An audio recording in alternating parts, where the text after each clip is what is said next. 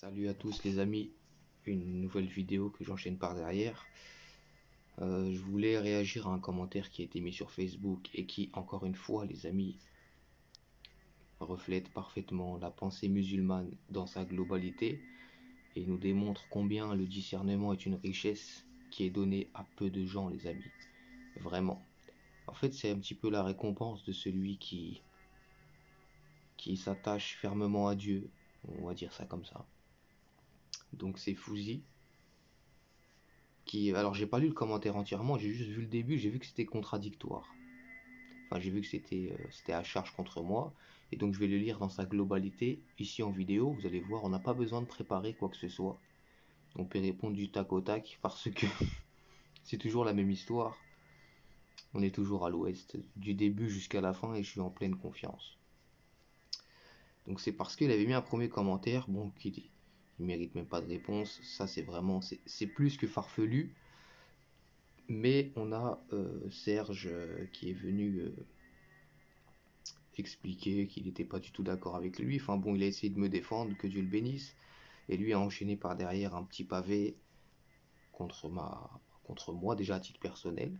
Ce qui ne se fait pas, qui n'est pas en cohérence avec le verset 114 de la sourate 6.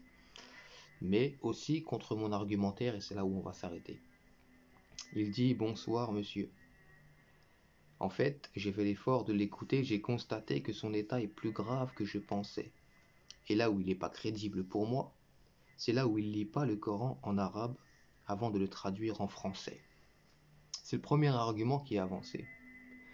Donc si tu m'entends moi, parce qu'il faut parler concrètement, tout ça c'est un propos qui n'a pas de sens. Est-ce qu'une seule fois, tu m'as vu citer un verset en français, en chinois, en italien, en anglais, en ce que tu veux, qui n'était pas cohérent avec ce que le propos en arabe te dit? C'est là où il faut rentrer. Il est là le fond du sujet. As-tu dénaturé le sens du verset? Oui ou non? S'il n'est pas dénaturé, pourquoi tu fais du blabla comme ça qui n'a pas de sens? Mon auditoire est francophone. Et le Coran est universel. Il est là pour tout le monde. Mais vous êtes la communauté la plus communautaire qui existe sur l'espace de cette terre. Et vous créez énormément de problèmes avec ça, on va le voir par la suite. Parce que je vais vous en parler du communautarisme. Donc, d'ailleurs, j'ai déjà fait la comparaison plusieurs fois. Prenez la Genèse chapitre 37 dans la Torah et prenez la sourate 12. Faites la comparaison entre le récit de Youssouf dans le Coran et le récit de Youssouf qu'on appelle Joseph dans la Torah. Vous allez voir, l'histoire est identiquement la même. Exactement la même. De la Torah, elle est traduite de l'hébreu au français. Du Coran, elle est traduite en arabe en français. Lis Genèse chapitre 37 en français, lis Sourate 12 en français, l'histoire est la même. Leurs histoires de traduction, ça n'a aucun sens. Puis j'ai déjà parlé plusieurs fois avec des gens qui sont plus qu'arabophones, c'est leur métier en fait. Ils ont étudié les langues sémitiques. Et je leur ai souligné des choses qu'ils ont admis. Ils ont admis que c'était une mauvaise traduction. T'as même pas besoin de parler l'arabe. T'as juste besoin d'étudier le sens des mots quand tu t'interroges sur un verset. Ce que vous savez pas faire. Vous nous parlez de la salade comme la prière. Salade, c'est le lien avec Dieu, c'est pas la prière. Vous dites je fais le ramadan. Ramadan est une période, c'est pas une pratique. Oui, je peux vous citer beaucoup d'exemples comme ça qui prouvent que vous comprenez même pas l'arabe en vérité. Vous qui venez à chaque fois avec l'étiquette, tiens, il faut parler l'arabe. Commence par le comprendre. Et j'ai fait une vidéo à ce sujet d'ailleurs. Je vous renvoie sur ma chaîne YouTube. Et là, il dit, alors attendez, il ne dit même pas Bismillah quand il commence. Vous voyez? Il dit même pas Bismillah quand il commence. Donc je salue les gens. Je salue les gens quand je commence. C'est une forme de politesse. Regardez le Dieu bourreau, encore une fois. Le Dieu qui va annuler toute forme d'action parce que t'as oublié un détail. T'as oublié un petit quelque chose, Dieu va tout savater par derrière. Vous voyez? Leur Dieu, c'est quoi? C'est Satan, leur Dieu. C'est un démon qui est haineux, hargneux, mauvais, rancunier. Tout ce que vous pouvez imaginer en termes d'énergie négative. Tu peux faire les meilleures actions du monde. Si t'as oublié de dire Bismillah avant, poubelle. Vous voyez la vision de Dieu qu'ils ont? Ils ont détérioré même la nature même de Dieu, qui est le tout miséricordieux, le plein de bonté, le plein de gentillesse, le plein de compassion, le lent à la colère. Tout ça, il crache dessus à longueur de temps. Quand il commence, voilà, il dit pas Bismillah, il finit par Sadakallahu al-Adim. Oui, voilà, bon, bref, ça c'est encore autre chose. Alors que c'est très important pour un musulman qui a lu le Coran et fréquente des mosquées. C'est très important pour un musulman qui lit le Coran et fréquente les mosquées. Combien de fois faudra vous prouver que déjà il y a mosquée et mosquée? Le Coran te le dit. N'entrez pas dans les mosquées, parce que je sais même pas pourquoi vous dites mosquée. Toi qui parles d'arabe, Al-Masjid ça veut dire mosquée? Al-Masjid c'est une mosquée. Dans quel arabe t'as vu ça? Al-Masjid c'est le lieu de prosternation. Ça veut dire qu'importe ta religion entre guillemets, qu'importe la vision de Dieu que tu as, tu peux te rendre dans un lieu de prosternation, chrétien, juif, musulman, tout ce que tu veux, pour adorer Dieu l'unique. Mais vous avez modifié le nom, hein, les arabophones qui comprennent pas l'arabe. El Masjid, mosquée, ils ont dit. Comme ça, tu t'es accaparé le lieu, tu lui as donné un nom, une étiquette, et maintenant c'est à nous. Ferme la porte à tous ceux qui veulent adorer Dieu en dehors de nous. Vous voyez? Quand je vous dis que le discernement est une richesse qui est donnée à peu de gens, regardez. Il parle d'arabe, il comprend même pas l'arabe. Et puis les mosquées, comme c'est inscrit dans les Corans, traduit en français, justement, où ils disent n'entrez pas dans les mosquées où on prononce un autre nom que celui de Dieu. Donc la vraie traduction, c'est n'entrez pas dans les lieux de prosternation qui sont destinés à Dieu, parenthèse, vous aimez bien les parenthèses hein, dans le Coran, où on prononce un autre nom que celui de Dieu. Moi je te demande une simple question. Dans quel lieu de prosternation en France on n'entend parler que de Dieu? Non, on entend parler de Boukhali, Muslim, Abu Daoud, le Cheikh un tel, et Dieu est mis sur le côté, totalement mis sur le côté. À quel moment la fréquentation des mosquées détermine ta foi?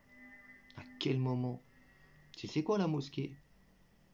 Ce n'est que la conclusion d'un imam. Voilà, c'est l'action physique de l'idéologie d'un individu. Et il faut les voir, vos prières dans les mosquées. Vous priez pas dans les mosquées. Vous faites de la gymnastique. Vous faites du sport. C'est ça que vous faites. Parce que même prier, vous ne savez pas le faire. Vous ne savez plus le faire.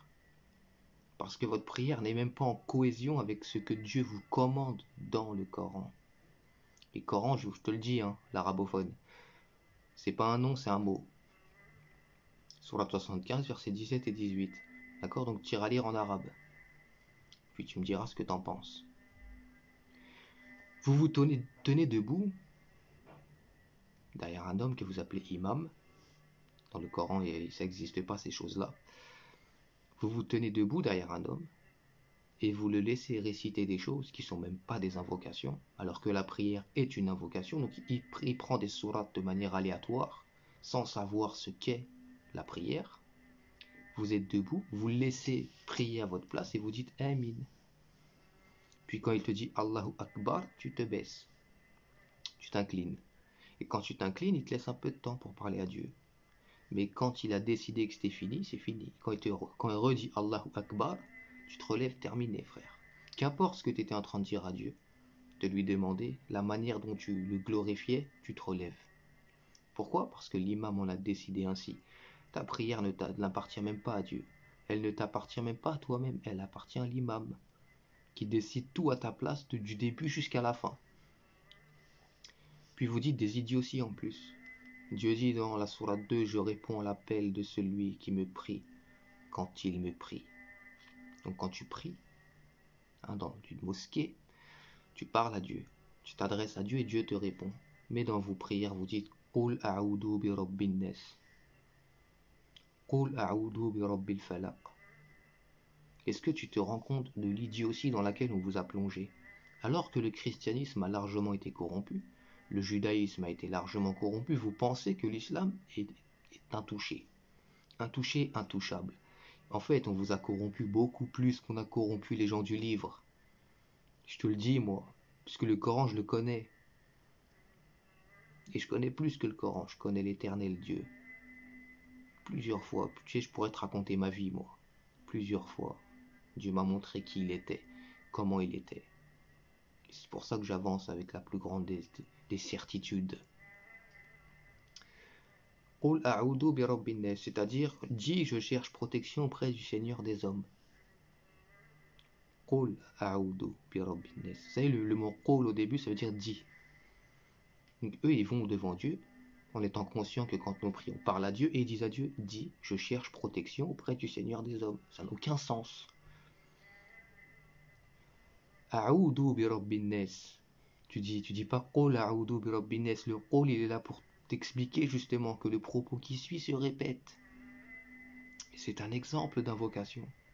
Dans le Coran, tu trouves des exemples d'invocation, mais la majorité du Coran n'est pas une invocation. C'est pour ça que même les prières que vous appelez Tarawih, pendant la période Ramadan, et où vous récitez le Coran en entier, ça n'a pas de sens.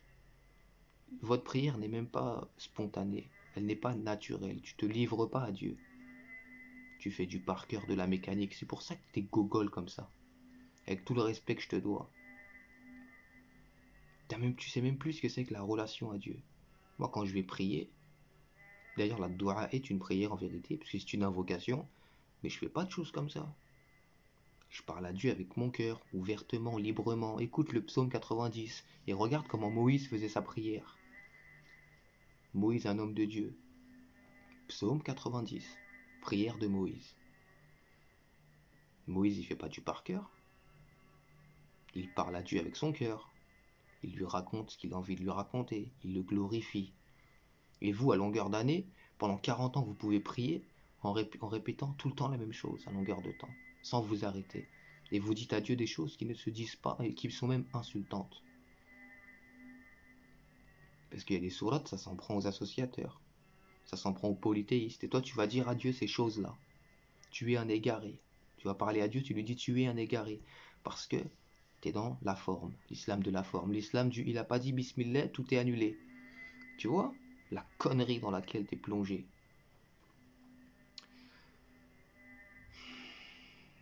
En fait, pour moi, il remet tout l'islam en question.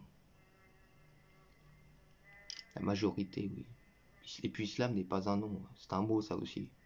C'est vous qui, bon, je le dis parce que pour que vous compreniez de quoi on parle, mais islam n'est pas le nom d'une religion. Dans l'évangile en arabe, il y a écrit islam. Jésus vous invite à être islam. Donc, qu'est-ce que ça veut dire? Est-ce que tu utilises ton petit cerveau de temps à autre? Tout ça n'a aucun sens. Et évidemment que l'islam, est largement corrompu, en long et en large. Et on vous a fait bouffer de la connerie et t'as pas fini de l'avaler, toi, crois-moi. T'es encore en train d'ingurgiter tout ça. Quand tu vas digérer tout ça, j'espère que tu comprendras ce qui se passe.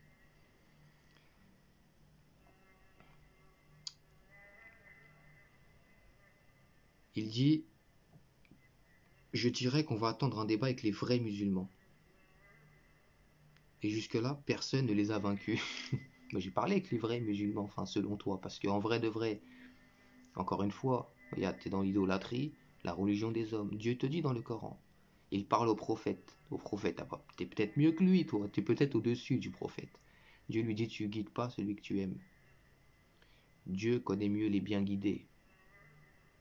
Tu comprends le sens de ça? Je vais te le répéter. Dieu connaît mieux les bien guidés. Il parle au prophète. Le prophète lui-même ne savait pas qui était bon musulman, pas bon musulman. Toi, t'arrives, tu me dis, on va parler avec les vrais musulmans. Regarde encore une fois à quel point tu es en contradiction avec ce que Dieu nous dit. Parce que tu es imbécilisé par le culte des hommes, par le culte de la créature, le polythéisme. Tu es constamment à l'opposé du Coran, tu te rends même pas compte. Constamment, constamment. Il n'y a pas une seule de tes analyses qui est en cohérence avec le Coran. Pas une seule. Comment t'expliques ça? Comment t'expliques ça? Il n'y a pas de savant en islam, je vous l'ai prouvé avec des versets. Donc les vrais musulmans, c'est qui, c'est quoi, frère? C'est vous qui idolâtrez les gens comme ça. Vous prenez la place de Dieu, vous jugez, lui il est bien, lui il est pas bien. Ce que le prophète lui-même ne s'est jamais permis de faire. Et jusqu'à là, personne ne les a vaincus, bien sûr. Le seul qui est invaincu et qui ne sera jamais, c'est l'éternel Dieu. C'est même les exemples que Dieu nous cite dans le Coran, de ceux qui sont des vrais croyants, sans citer de nom, quoi que ce soit. Plein de fois dans leur vie, ils ont été vaincus, mon ami. Vaincus et revaincus. Parce que la vie du croyant, elle est difficile.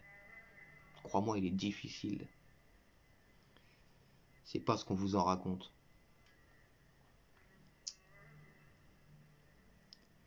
Bref, il ne peut pas me berner jusqu'au jour où le voile fait mal à la femme qui le porte ou fait mal aux gens dans les rues. J'ai rien compris, c'est même pas... C'est mal tourné, je comprends même pas là le sens de sa phrase. Si vous avez compris, dites-moi, hein. Je pourrais répondre à ça. Il dit, tandis que ce n'est pas le cas, et hijab ça veut dire cacher, etc. Oui, hijab ça veut dire ce qui cache. Ce qui cache l'esprit. C'est un mot qui est utilisé, en tout cas dans le Coran. Si moi je me réfère au Coran et que c'est ma source, bah ça veut pas dire tissu sur la tête. Ça veut dire ce qui cache. Et quand Dieu utilise ce mot, il l'utilise pour parler de ce qui cache l'esprit. Donc pourquoi vous dites je mets un hijab? En sous-entendant que ce mot veut dire tissu sur la tête. Vous voyez, vous tirez des conclusions sur base de rien du tout. C'est même pas appuyé dans le Coran et vous faites vos conclusions et ça vous plaît comme ça. L'image, l'islam de l'apparence, l'islam de l'image.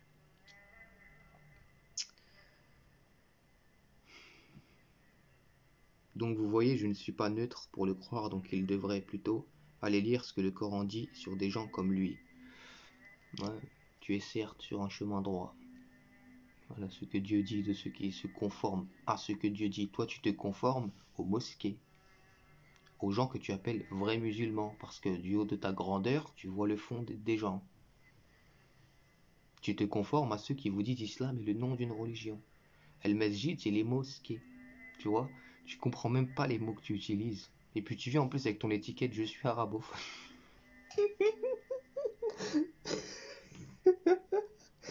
Je suis mort. Comment c'est possible? Oh purée, comment c'est possible les frères? Je vais m'arrêter ici parce que ma vidéo ne devient pas sérieuse en fait. Et les amis, c'est drôle parce que ça va trop loin dans l'idiotie, mais il y a un problème. Vous voyez bien qu'il y a un problème intellectuel, qu'il y a un problème là-dedans, qu'il y a un problème partout. Parce que quand tu cultives Dieu, que tu le respectes, que tu l'aimes, Dieu te laisse pas dans cette merde. J'arrête les frères. Ça va aller comme.